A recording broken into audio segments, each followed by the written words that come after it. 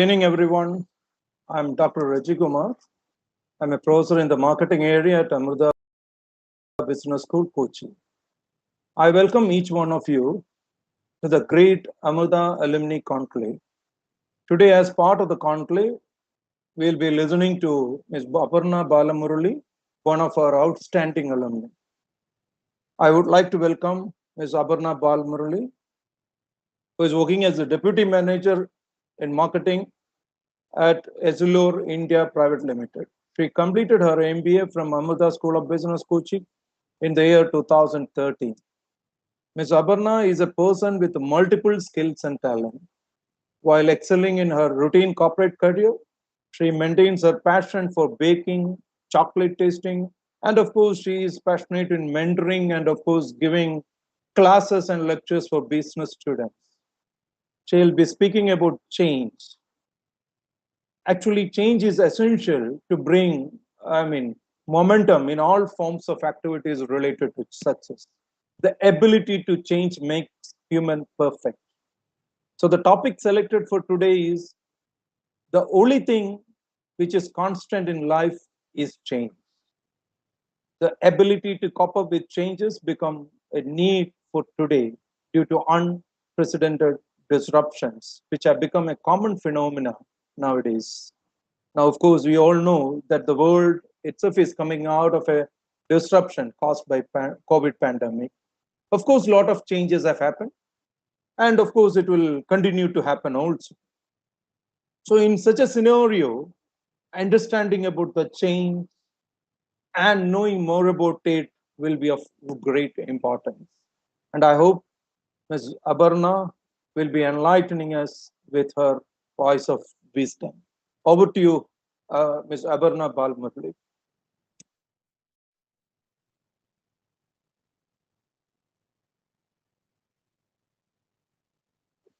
Amrita, please unmute yourself. Thank you very much. That was a very lovely introduction. And hello, everybody. Aparna here. It feels really great to once again be a part of the Amrita family. It just seems like it was around yesterday when I first applied for Amrita, and days have passed so fast. Yes, 2 years of MBA at Amrita School of Business. It was one hell of an experience. Learned a lot, did a lot, and of course it has immensely helped me to an extent to learn a lot of things that wouldn't have been possible if the decision hadn't been taken. And of course, ever grateful at the lotus feet of Mata Amritanandamai for having provided this opportunity once again to be associated with Amrita.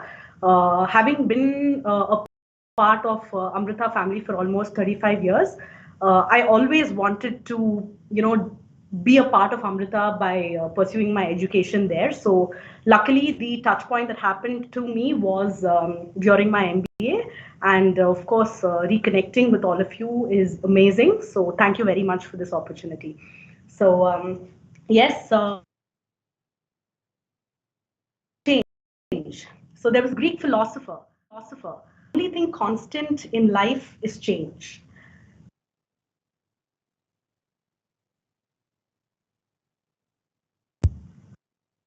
One second, I'll just go into my presentation. Okay. So now when we say change, change is an order of life. Change is growth. Change is prosperity. Change is something that takes us in the way forward. Change is not easy. Change is undescribable because it brings about so many different aspects into your life. Some things which you are able to foresee, a lot of things which is beyond our comprehension, but change is the order of the day. What you see in front of you is an amazing thing that all of us have noticed, which we all think is a part of life, occurs, but we really don't realize what it leads to. So a caterpillar, a simple larva that's just born, and he thinks that's how it's going to be. But then in a few days, there's a process of metamorphosis that takes place. And what you see is he emerges as a beautiful butterfly. The process is not easy. I remember this story which was told by my dad a few years ago that, when you struggle and if there's somebody that's helping you through the struggle, you might not shape up the way you're supposed to be. So there was this little story wherein there was a lava and the teacher put the lava into a glass bottle. She told the students to observe the lava becoming a beautiful butterfly. But one of the students was very hasty and on the pretext of being helpful, opened the bottle, helped the lava come out of the cocoon. And yes, there was a butterfly that was not in the right shape.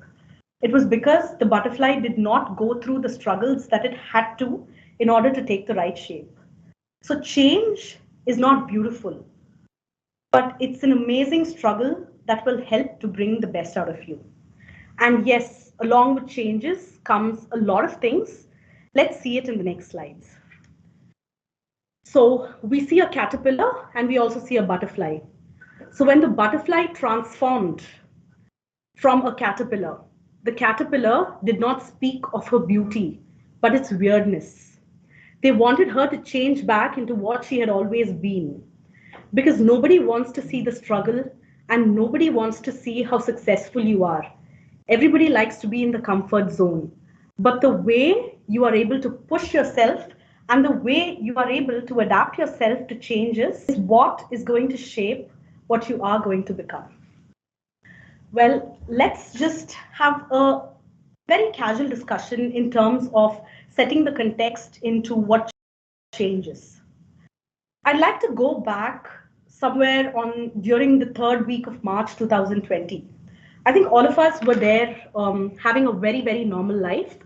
We were all happy, going out, doing whatever we wanted. Yes, we were looking at the news now and then. And when we were looking into the news, there was some information saying, okay, COVID, Corona, people in China are dying, people are wearing masks, someone ate a bat, something happened, things like that. But none of us were sure about what happened. Some of us were scared to be in social gatherings. Some of us thought that it was just going to be a scare like what the older events were. But there we go. The third week of March, I think it changed our lives to an extent that none of us can imagine. Let's look into various aspects of our life that has changed to such a great extent that today when we look back at it, it seems impossible. But yes, I think all of us have been through the worst 2 years of life that none of us can comprehend. Of course, work. Many companies that did not or was not comfortable about providing work from home did not encourage employees, leaving office early, coming late. They had to change their entire perspective. And we as employees, I think all of us started off cribbing. I'm working 12 hours a day. I don't have time to have lunch. I'm not eating. I haven't drunk water over the past 4 hours. There are multiple calls. Yes, we've been through a lot. And now when we've passed that stage and we are being called back to office, and a lot of us who don't want to go back to office because we're so used to working from home. So yes, we changed from coming to office to working from home to now not wanting to come back to office because work from home is all over for us. Travel. I think travel was so simple. How many of us in the past have got into a public transport, got into a flight and thought of coming back, sanitizing your clothes, sanitizing your baggage? I think that's something that has never been heard of. But yes, we all did it. Food. All of us were so used to ordering at home, eating from outside. I think COVID did teach us how to probably cook. It kindled the cook inside us. A lot of bakers inside us. There was this very funny post that I read somewhere that if any of you have actually passed COVID without buying a new gas stove, buying a new fridge, buying a new microwave oven or an air fryer, you've been successful, because I think that's something that all of us did during the COVID. Of course, I did. I think I bought all of it during the COVID period. And yes, house helps, something that was a part of our life that we couldn't get rid of. We learned how to do things by ourselves. We developed new skills, cleaning skills, cooking skills, a lot of skills that we developed ourselves. And yes, so it's gone on a full circle, and now we are back to having a lot of things, but those changes have brought about a lot of good and bad in between us, so that, we've been able to adapt ourselves to the real time environment and what requires it to be so. And of course, children. So children, generally, children, I've heard this particular thing wherein moms who allow children to look at their phones or give them screen time are considered to be not very good moms. But I think COVID changed the entire perspective. Now there are people who say, okay, you have two kids. Do you have two iPads at home? Do you have two laptops at home? So the way schooling has been put forth during the COVID period has changed drastically, because there's been a lot of changes, and the digital dependence that all of us had has increased to such a great extent. So digital seems to be the only way out. How many of and slightly older people were comfortable. My dad, he works for Reserve Bank of India, and he did not have an ATM card because he believed it's more easier, it's more foolproof to walk into a bank, give them a check and collect the money and come. But yes, COVID has changed. Now I do see him, he carries around an ATM card. He is happy about doing Paytm payments. He's happy about doing online recharges. Earlier there used to be this huge fear among people that, okay, I do an online transaction, somebody is going to steal my PIN. Yes, you cannot deny the fact that there's a lot of infiltration that takes place. But yes, of course, there's been a lot of change that has come to people. Skills have changed. It's led to people looking at things differently. Even if you go out, you see a vendor who's probably selling fruits. He has a Paytm account. He has a scan code which you can scan and pay money to. So there's so many changes that has happened. So digitalization of payments from the largest of the banks, smallest ATMs, everything, there are kiosks everywhere. You don't need to walk into a bank to update your passbook. There are so many things that's happening. Of course, some time ago, there used to be a slogan when computers were introduced in India, maybe about 25, 30 years ago, when they said, no, automation is anti-nation. But now automation builds your nation, because imagine without digital payment during the COVID period, we could have been nothing. There would have been absolutely no movement, no transaction that took place during that period. I'd like to use this opportunity to speak about my industry. So I work for Essilor, and we are basically into the sale of prescription eyeglass lenses. So what we believe is customer is a king, both in terms of trade as well as the end consumers. So generally, an optician who we sell to and an optician who sells it to the final customer. So the way our industry works is sales is a lifeline. So an optician is happy when you walk into his store, when you explain to him about a product, when you give him a gift, when you hand over a point of sale terminal, when you are explaining something like you are making a demonstration using a particular tool, when you're actually showing him how the light passes, how your vision increases. That's how it is. But I think everything changed with COVID. There was a huge differences. I'd also like to bring in a reference of a doctor industry. I think all of us know about the medical representatives who are there. So medical representative, his touch point, sole touch point is the doctor. Walk up to a doctor, convince him that yes, this is the product that you need to sell. COVID changed that completely. So from meeting a doctor on an online appointment to sending him WhatsApp messages, couriering him, this change that COVID has brought about has brought this huge realistic understanding to us that change is something that is so constant that if you do not accept what it is for you, then that can be the death knell of progress and prosperity, because change is everything. Okay, so I think, yes, we had a good understanding of what changes. I hope I didn't bore you too much with a very generic concept that I think all of us have gone through during the COVID period. Well, I use this opportunity to take one of a very, very famous management book, Our Iceberg is Melting by John Cotter and Holger. So this is an amazing book which explains as a fable how there is a need to adapt to changes, how changes is the way of life, how there is going to be so many roadblocks and so many stumbles that we're going to have when there is change that is taking place. It's not easy, it's not difficult, but if you do not accept change, then you will perish. So all of us, we here in our in the peak of our summer months, and I thought it was befitting for us to have a good dive into the Antarctic and see how the penguins live, and hopefully it is a good refresher for all of us to have on Monday evening to just see what the penguins did and how we have learned a valuable lesson from them in terms of how important change is. Let me just set the context of this particular story. So this particular story, or the fable that we're talking about, has happened at Antarctica near Cape Washington. So the time, the talk about the time is very crucial. It's 2 months to the end of the Antarctic summer, just about to start off the freezing winter. So the reason why we speak about time here is this specific period that we have to make a decision, because sometimes when we have to make a decision, when change is taking place, we do not have forever. It's time for us to quickly buckle up and make a decision, because that's where it really matters. The setting, an old big iceberg by the sea in a place that is rich with food.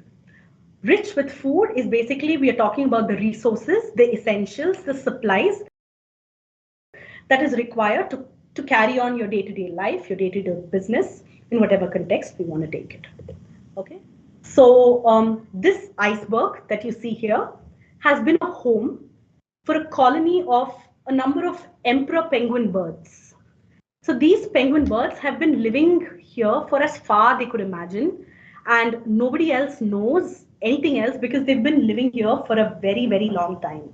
So there you see a penguin.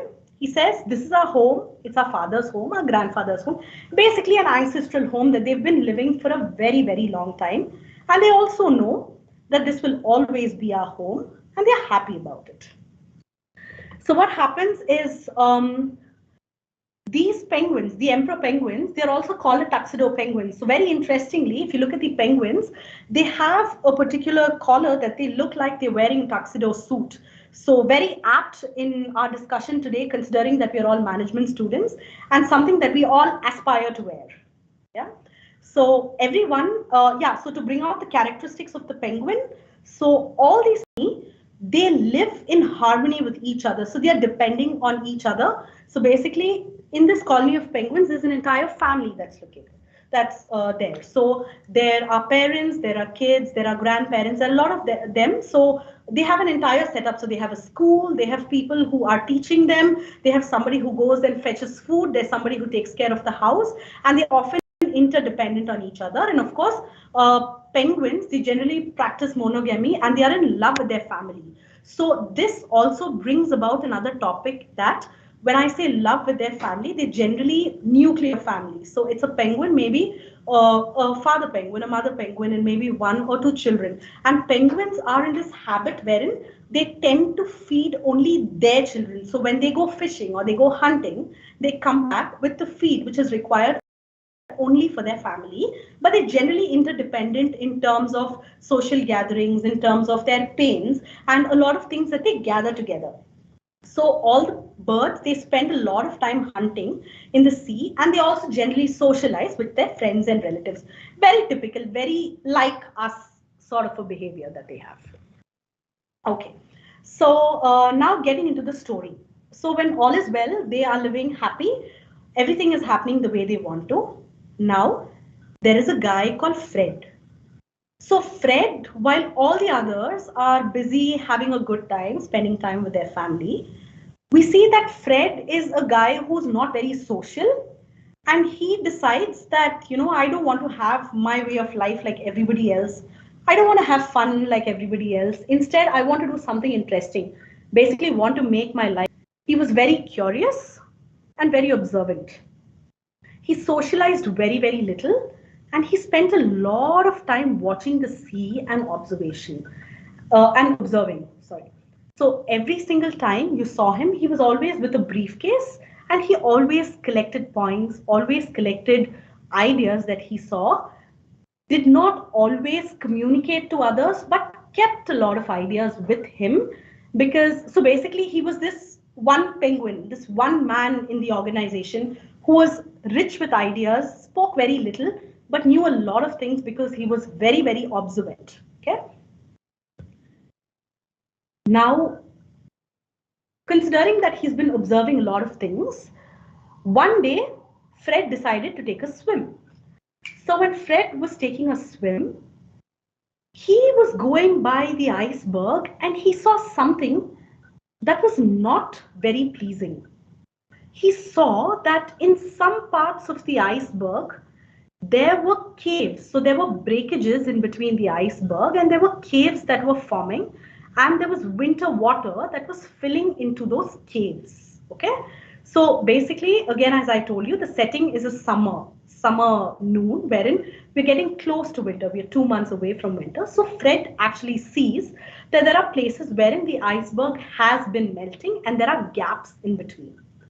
So then he made a slightly deeper study. He went, he looked at it, and he realized that the iceberg was melting in some parts, and it's about time that it's going to break during the forthcoming winter. So he kind of understood the concept of what is going to happen in his head, and he visualized, because for I think all of us, forecasting or visualizing what is going to happen in the future is very important. So if all of us don't do it together, then one person does it and he passes on to others. So Fred, he becomes the discoverer of the problem in this particular setting. Now Fred, he knew he had to do something about it because he understood what the problem is. But he also realized that if he walked up and he told people that there is a problem, it might not be the best way in which people would accept it. He also remembered an old story of a penguin called Harold. He tried to suggest some years ago that he was becoming fragile, and this penguin was treated very, very differently. So generally, if there's a person who's kind of always trying to talk about problems, the group tries to kind of put him away and says, okay, there's something wrong with this guy. He wants to disturb our harmony. He wants to disturb our peace. He wants to disturb the setting that we're already in. So Fred was worried about how he was going to be treated because of what had happened in the past. Sorry. So he was thinking on how he should be able to put this across in a beautiful way. Now, Fred knew that he had to contact a person who would be sensible enough to put this across to all the penguins, wherein they would be able to make a decision. So they had a leadership council, and among the leadership council, he decided to choose this one penguin called Alice. Alice was a tough, practical bird. When you told her that there was a problem, she was generally a person who would listen, who would understand, and who knew that it had to be actioned. So she was basically a go-getter, and she was also somebody who was approachable and who would listen to your problems. So that becomes very important when you are trying to put forth an idea, that when you reach out to a person, it's important that the person who you reach out to hears you. So at that point of time, we, as a person in management, importance of choosing the right person to who you communicate your thoughts and decisions when you have something, so that it's taken and it doesn't wither away. So Fred, he decided to explain the situation to Alice. So Fred took Alice to dive down into the water and showed what he discovered.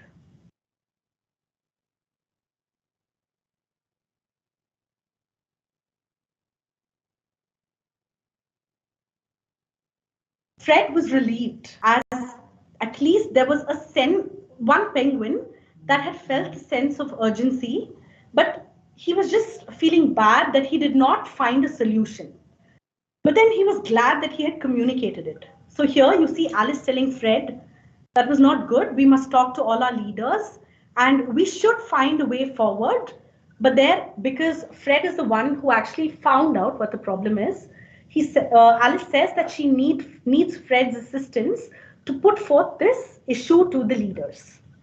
So now, when you speak to somebody about your ideas, the need to have content and a backup content supported with data, with facts and figures. Very, very important. So he says, yes, I will prepare a presentation to convince them, because when somebody asks you something, you just cannot make statements based on assumptions or based on your thoughts. It's very, very important for you to have backup data.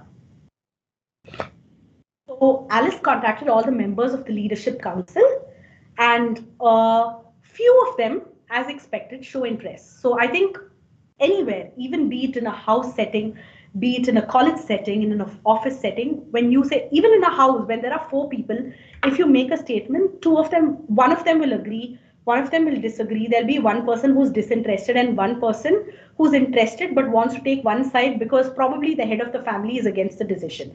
So I think this happens everywhere. But Alice was able to convince Lewis, the head penguin, and invited Fred for the next council meeting. So Fred thought of an approach that he could convince the council and make the model of the iceberg. Yeah. So here, let's take a moment to spend and understand the need to have prototypes, the need to have demonstrations, and the need to be prepared for something that you are foreseeing with a lot of backup in the end. So prototypes, demonstrations, I think it's the key blood in terms of understanding what is going to happen. Because if your prototype works, if you demonstrate and you know that this is what my end result is going to be, then yes, that's the right way that we all take to move ahead. Yeah. So now let's look at the council. So there are four people in the council. So we have Lewis. Lewis, the head penguin, the most respected guy. Alice, the lady who we already saw. She's already had a look at the iceberg. She's tough. She's practical. She's close to the colony and she gets things done. Now we have the angry penguin on the left side. His name is Nono. So Nono, as his name suggests, he says no to everything. He also has a bad record wherein he has been blamed for wrong weather forecasts in the past.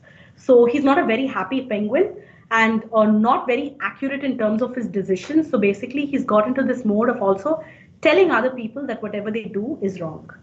Now we have another penguin called Buddy.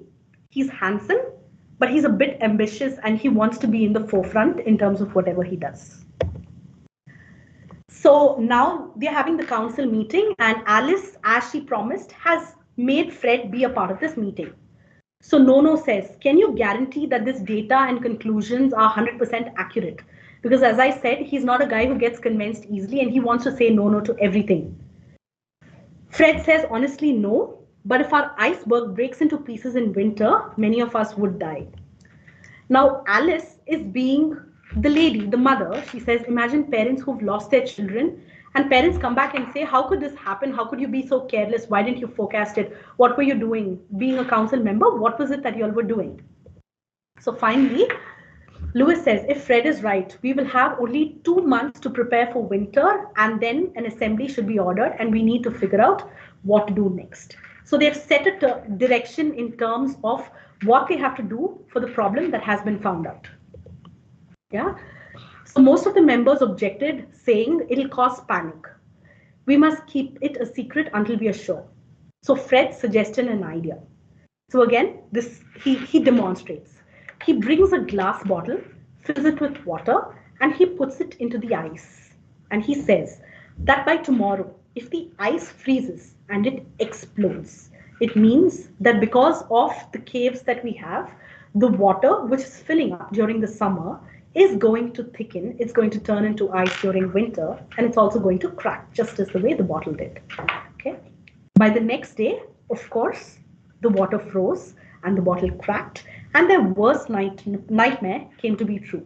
So the others who were slightly skeptical about this entire episode of whether it might really happen were now convinced completely because of the demonstration that yes, it could be disastrous. So here, let me just take a minute to once again stress, it's very, very important for me as an initiator of change to be convinced that something is going to happen And it's also very important for me to demonstrate to the closest group of people, because when I want to institute a change, it's not going to happen single-handed, right? So we are going to look at a lot of other people around us to support us in terms of our decision. So when you demonstrate, you explain, you show them on a practical note what's going to happen. And this is the best way that you communicate to someone, saying this is what it is. See with your own eyes, because seeing is believing. And then they're going to group together in order to bring about the change, because they are more convinced and they believe in what you've said is absolutely right. Yeah.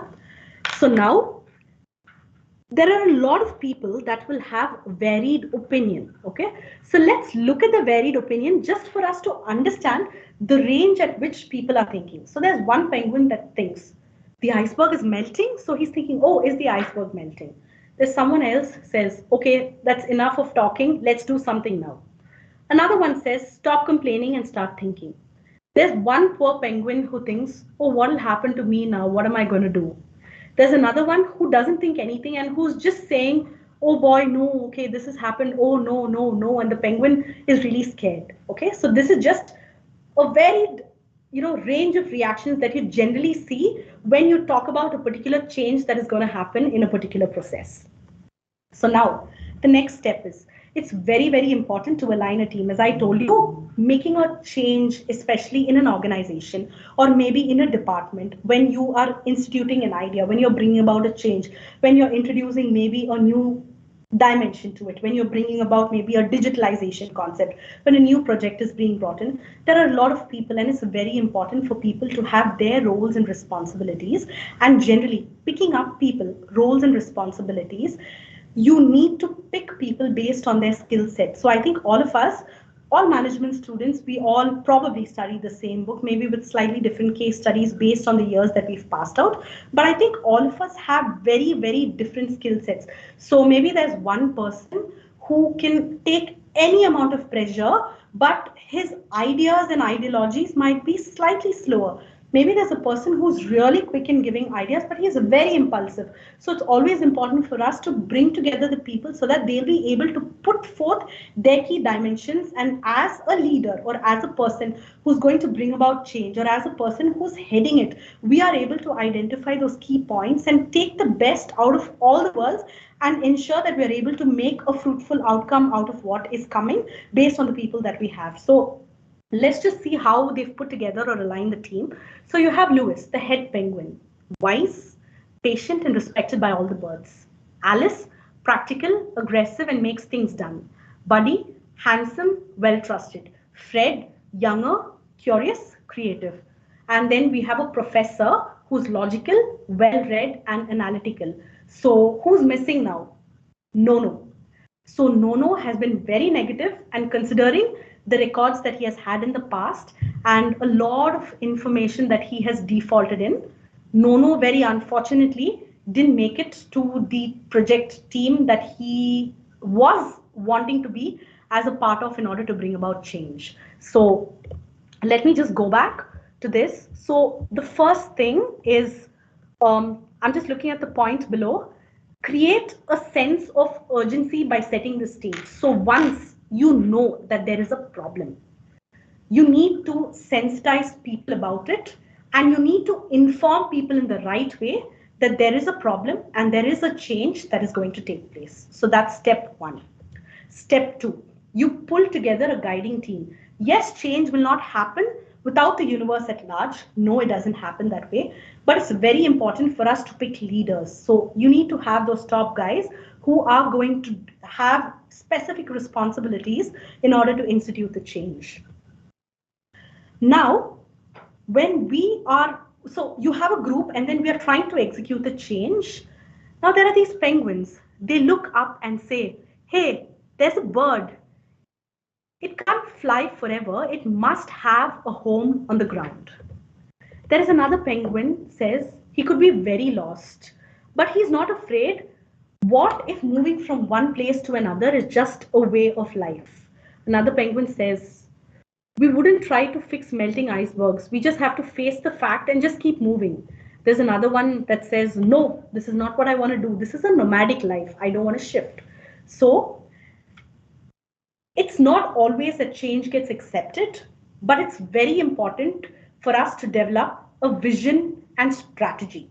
Because only when you have a vision is a plan that you have to know what your future looks like, and you also have your strategy or the way in which you want to execute your vision that becomes very, very important. Now that they have a certain vision and strategy in place, there are people who are convinced in the group. So we have one penguin which says, we will move and move, not very happy about it, saying, okay, we're going to leave everything and we're going to move. Now there's another one which says, no, we are not going to stick to a particular piece of ice. We're going to find our peace. We're going to find our home. And even if that means that we have to move from one place to another, we are going to keep moving. So here, communication plays a very, very important role. So we see Lewis, he's calling for the General Assembly again to speak about the new strategy. But here, when I say communicating the vision, it becomes very important to speak in different forms. So when there is a change that is happening, you might have to send an emailer, you have posters in the office, you speak to people in multiple groups, you speak to people about the benefits that they're going to keep. Over here, there's a penguin who's actually holding a placard. He's probably holding a movable tent card. He's holding a movable point of sale terminal and saying, okay, the nomadic solution is logical because that's what is going to be the way of life. So it's very important to communicate the vision. And it's very important to communicate the vision relentlessly. Because if you stop, then there will be ideas that are coming in. So once you've decided to execute the change, you execute it in such a way that you speak about it over and over again so that people believe that what you speak is the right thing. Okay, so now Lewis and the guiding team made some steps. So there is first a team called the Scouts team, which is selected from the group of penguins. So as the name suggests, Scouts, they are the guys who are going to be on the job. They're going to have the job of actually going on the field. They're going to dirty their hands. They're going to be the guys who actually get stuff done. Okay, next. You're going to be the second thing that Lewis did was he dealt with all the bothering lobbyists in a straight and directing way by assigning the professor to keep a track of Nono. So Nono becomes the villain in this. So he's this negative character who is trying to poison people, saying, no, let's not shift. This is not the right thing. So Lewis deals with negative characters. So basically you identify the group that's going to be against the change. That's basically the poison group. And you assign a guy who's capable enough of handling them so that they deal with themselves and we are not getting those people to poison the rest of the people who are fully convinced or maybe on the way of being convinced. Okay. So now, as I told you, penguins, they live in nuclear families, even though they live together. But as I said, they hunt only for themselves. So the Scouts team will be busy exploring who will get them food because penguins tend to share food only for themselves. So now this team is also deployed in terms of finding people who's actually going to supply food. So basically these are small problems that are coming. So there might be situations wherein during this period of change, we might not be getting paid or we might not be getting our incentives the way we should be getting because we are instituting a particular change. So someone needs to handle it in such a way that sustenance does not get affected. So that is something which is very important. And there's a team that has been identified in this particular scenario in order to deal with this. So now the other problem occurred. Now Nono, as much as they wanted to keep his mouth shut, he tried to publicly spread fear, and a lot of youngsters started to have nightmares about whales coming and eating them and a lot of things. But as we all know, youngsters, children, there's one person who they would listen to, that is their teacher. So young mothers who are on the meeting, I'm sure all of us know, my miss said, my teacher said. So I have a child, he's 3 years old. So anything you tell him, he says, my miss said, she said I'm a good boy, she said I'm this. So they make a huge, ability to convince youngsters. So youngsters in our organization will all have a mentor, a father figure in the organization. So it's important to get that person's buy-in so that the youngsters feel safe. So Buddy, who's a very enthusiastic person. And as I said, he's very keen in terms of taking the lead. So he speaks to the kindergarten teacher and convinces her important role in terms of empowering the youngsters, talking about heroic tales of how they need to help each other, how they need to adapt to the changing circumstance. So this takes care of, and Sally Ann, she's a kindergarten teacher. She comes up with Heroes Day celebration. So she's basically trying to do everything in order to gift the children and convince the children that yes, this is the right way in which you actually bring about the change by doing your small part. So she, as a kindergarten teacher, is using her antics of giving them a gift, giving them a fish, giving them probably a star that a kindergarten student would get, or maybe the simplest thing, a small appreciation, a thank you note that I think all of us have received in office from a superior. So empowering others to act. So change is not easy. There will be a lot of obstacles that you come, but empowering others to act in such a way that they are also motivated to join the bandwagon becomes very, very important. Yeah. So what you see here is a scouts group, strong, bright, highly enthusiastic scouts. They're jumping into the water, searching for the new iceberg that is good for them. And this is something that they are doing on a very, very regular basis. They're moving out of their comfort zone. So they think that, life was boring. This is so much more fun. We should help. We should go. We should explore. We should enable our people. We should find a safer environment. We should help people to move into a safer setting. We should basically create an environment for our business so that we are more safe, so that we are more technologically stable, so that we are more technologically compatible, so that we're able to look into the real world requirements and a lot of other additional things that keep coming in as and when you are looking for new opportunities. Produce short-term wins. I think all of us, we crave for appreciation. So the scouts, they're doing a huge heroic job. They're looking for new space. They're finding new food. And they come back and tell you these amazing stories about the long distances and new icebergs that they are seeing. Appreciating those little achievements.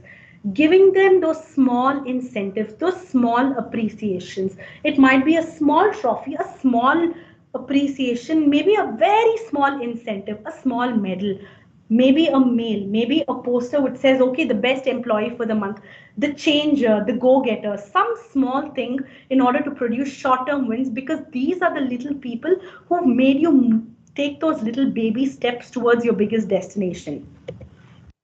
So the next day, wasting no time, the second wave of scouts. So every day they're going to find the right iceberg, which will be safe.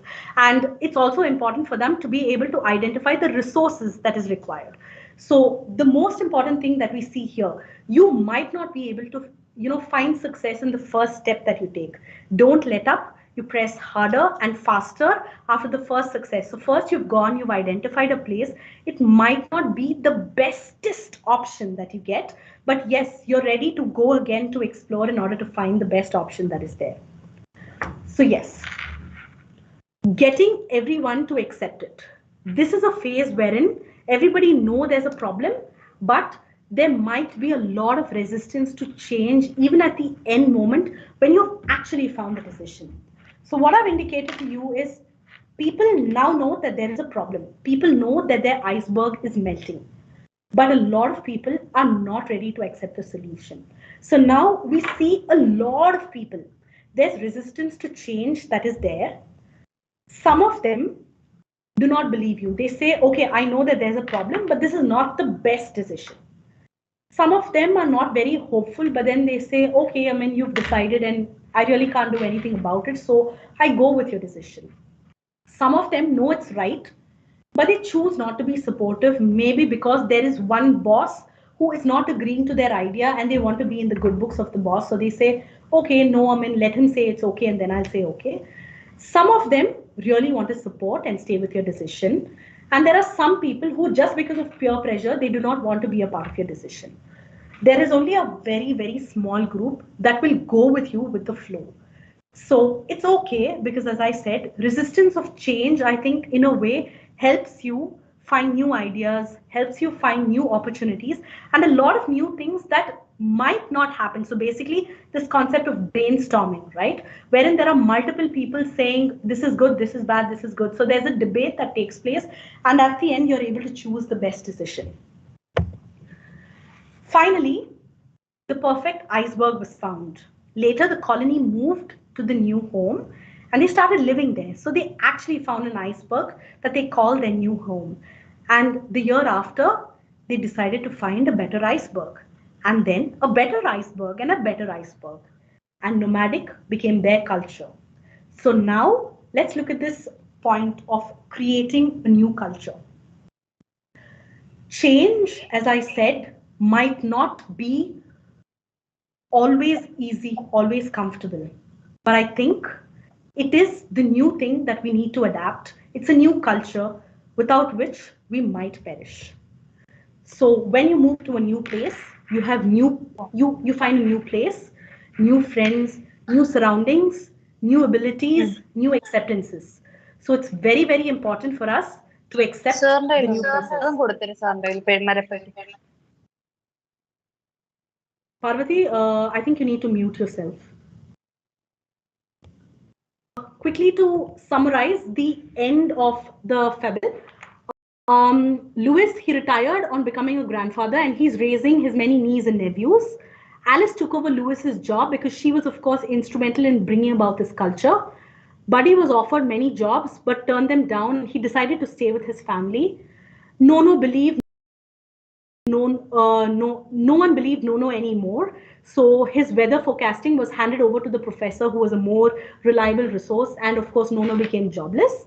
Fred became the head of the scout because he was the one who was he was a spark that made the change that happened with all the penguins.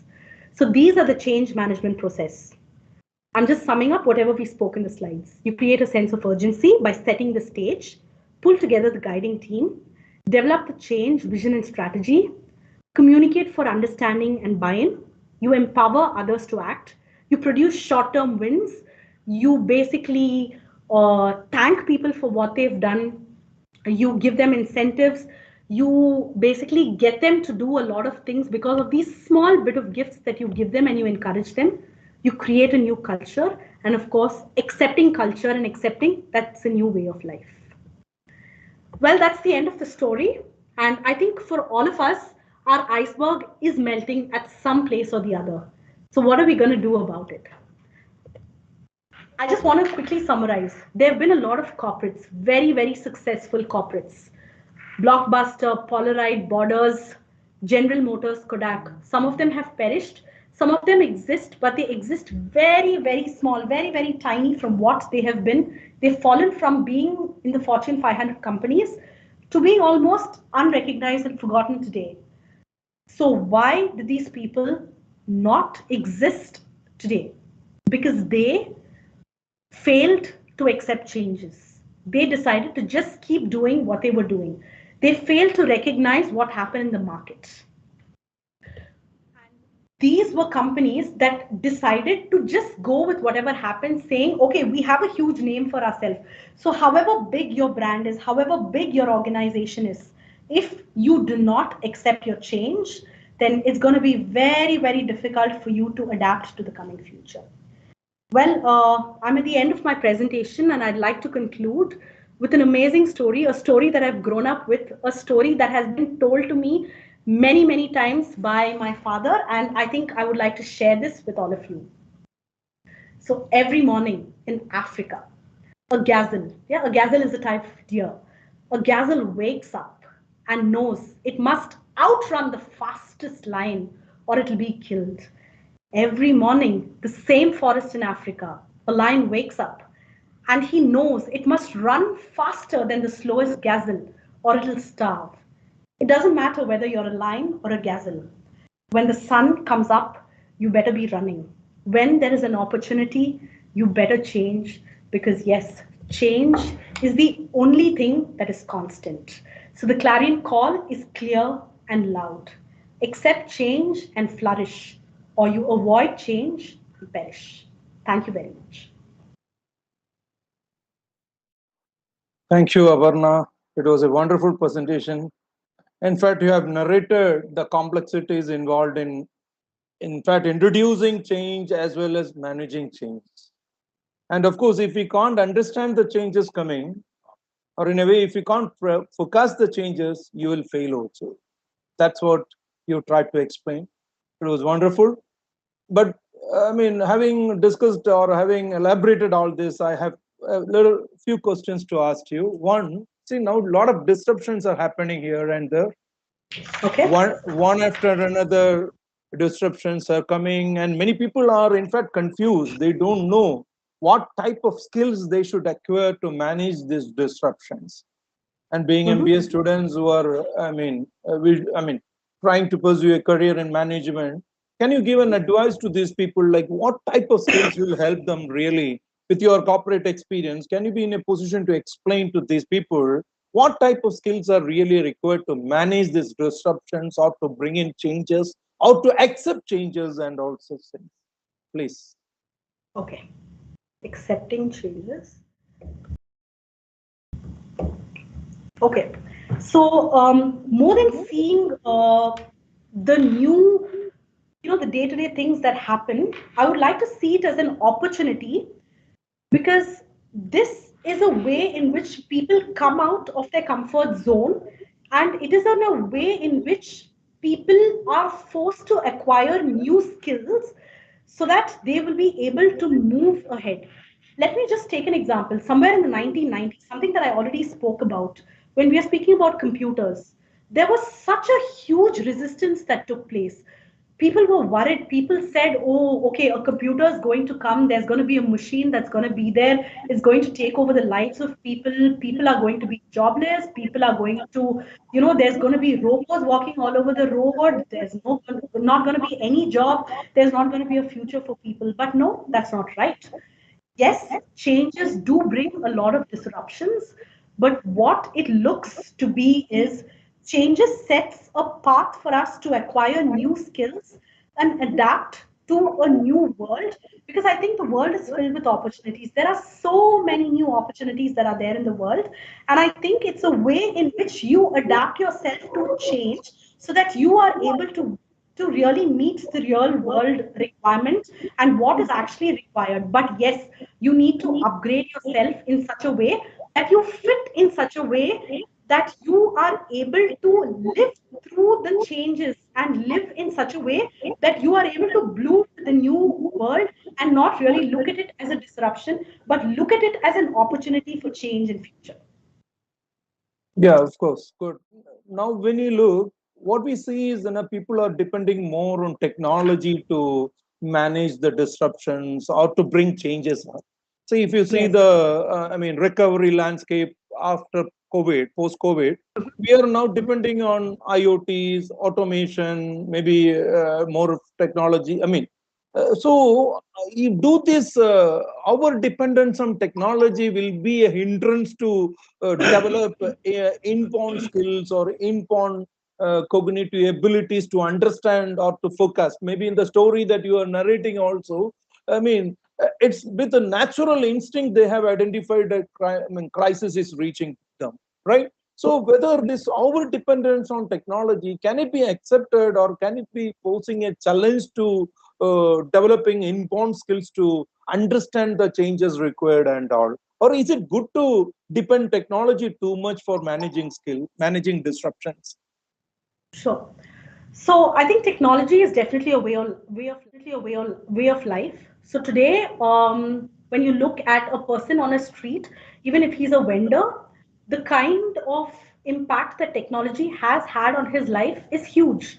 So today, it's a way of life. It is something that has definitely impacted our life in such a way that we cannot do without it. But let me just bring about a very, very practical example. So, as MBA students, I think everything is available online, right? But at the end of the day, there might have been multiple situations wherein we've looked at the internet, copied assignments, and done a lot of things. But at the end of the day, when we get into work or when we get into an assignment, what we learn is what we learn. Technology has supported us, technology has helped us to a great extent. It's basically opened our perspective into a wider, scope of things that we might have never learned and understood in the absence of technology, because technology has opened us into a way of looking at the good things and bad things. So basically, technology definitely can be a double-edged sword, but I think how we look at it and how we accept it is something that's very, very important. But in no way has technology disrupted people, because today, if you look at an IT person, an IT engineer, I think 80% of people who, if who are doing engineering end up doing an IT. I think they are so skilled in terms of improving lives, but they do not let technology basically redundant them in such a way that they are stagnant. So I think technology is an amazing boon, and the way we use it, as I said, is a double-edged sword, and the way we use it and utilize it to bring about the best of what is available to us is something that is in our hands, and we will have to learn to accept it, and we will have to live through it, because if we don't accept it, then, as I say, we will Yeah. perish. So it's Okay. okay if Okay. you Okay. yes. I mean, you did your MBA from Amrita School of Business. So, do you think that an MBA has a better chance of managing, or an MBA, I mean, a management professional has a better, I mean, chance of managing, I mean, changes and coming out successful in this kind of complex environment? Or whether your MBA has really helped you to understand these changes and come up good? Okay, so do you want me to speak on a general perspective of an MBA? Because this question that you asked me is really encouraging me to speak about my MBA. Okay, Yeah. so as all of you know, I did my MBA in Amrita School of Business, Kochi, and being a Bangalore girl, having lived all my life in Bangalore, this transit of moving into Kochi was not a very, very happy one for me. So when I moved in, it was completely different. So being the only daughter of parents who would even remove the plate from my hand and take it to a sink, I moved into a place wherein the food was different, the climate was different. I was in a hostel, and I had to do so many things so many things by myself. But yes, my MBA in Amrita was holistic. So first, I learned how to manage myself. I learned how to manage time. And of course, in terms of the course, one amazing thing about Amrita was we just did not study books and go and write an exam. There were so many things that we had to do.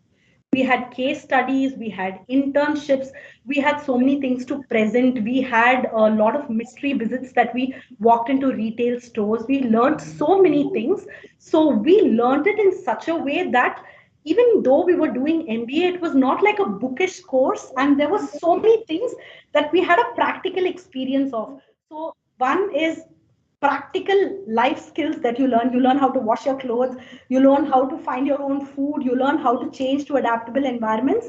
The next thing is you prepare yourself in such a way that you look at case studies. You're not just looking at your textbook. There are so many perspectives in which the entire course is put together. And of course, before I forget to mention, yes, being associated with Mata Amritanandamai was something that I appreciate, and we were also allowed to be a part of so many CSR programs. We were allowed to see that other aspect of life, something that we wouldn't have seen, in the comfort of the house. So I think an MBA not only prepares you, okay, or my MBA in Amrita not only prepared me just to be ready with the corporate world in terms of my skills and in terms of, being ready with what I can expect when I join the corporate world, but a lot of life skills and a lot of practical things that would have been not possible if I was in the comfort of my house, or if I had picked up like a regular MBA, like a day scholar MBA, probably at a nearby management institute. So it was an amazing experience to learn it in a completely holistic thing. And yeah, I'd really like to use this opportunity to thank all my faculty for the effort that you took in terms of not making this boring and making it as challenging as possible, so that today when we go through so many challenging situations in office, I'm like, okay, I've dealt with so many more things. And life, I there have been days when we've slept for 2 hours and 3 hours because we had case studies and presentations to present the next day. So of course, an MBA prepares you immensely to be prepared with the, corporate world. And yes, choosing Amrita School of Business, Kochi, I think was one of the best decisions that I made in terms of picking as my MBA institution. For these wonderful words, and of course, the words of wisdom you have shared with MBA aspirants. So My pleasure. thank you, participants. So it was a wonderful evening. You all people, dedicated your valuable time to listen to us. Thank you for everyone. So we'll conclude here. We'll be meeting you with another, topic maybe tomorrow. Thank you, everyone. Thank you very much.